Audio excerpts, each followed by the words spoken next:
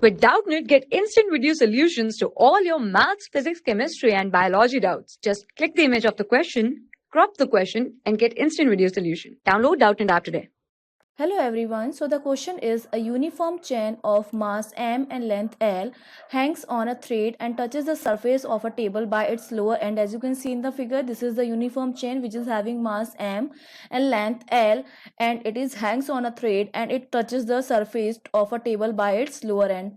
Find the force exerted by the table on the chain when half of its length, okay, this is important, half of its length has fallen on the table. The fallen part does not form any heap. This is like normal on this table. Now we have to find out the force exerted by the table on this chain. So as you can see, this is the chain having mass m and length l. So I can write that mass per unit length is basically equals to lambda. So from here I can write mass of this chain as lambda l. Okay, now I assume that my this much length of chain is fallen on the surface. Suppose the length is dx length of chain is fallen on the surface in dt time. This is, I assume that dx length of chain is fallen on surface in dt time. So I can write change in momentum as, if I want to write change in momentum, so the change in momentum can be written as you all know that momentum is given by mass into velocity. So change in momentum is written as dp equals to change in mass into velocity. Okay, so I can write dp, that is change in momentum, equals to dm into v. Okay, now if I want to write this equation as rate of change of momentum, that means dp upon dt. So I can also write dm upon dt into v.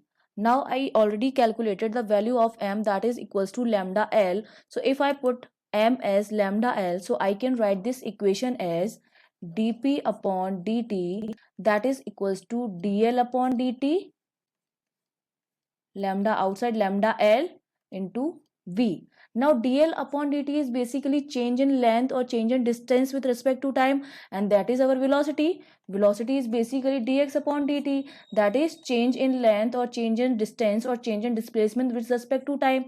So I can write dl upon dt as v. So this equation will be dp upon dt equals to lambda v square. Now we have to find out the value of velocity. So to find out the value of velocity, I am going to use equation of motion, that is v square equals to u square plus 2as. Now when chain is fallen on the surface, that means gravity is works as acceleration. So I can write this equation as v square equals to u square minus, because gravity is works downward as acceleration, means at this time acceleration is g, acceleration due to gravity, and it is in downward direction, that means it is in negative sign. So I can write 2g, and suppose height is h.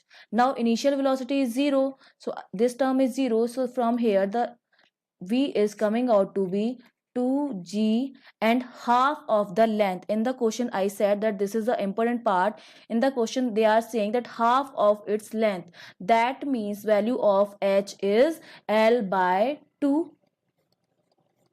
So that means velocity of this part will be under root GL. Now I am going to put the value of V in this equation. So I can write dp upon dt, that is equals to lambda is m upon L, and velocity is coming root GL. So value of V square is GL.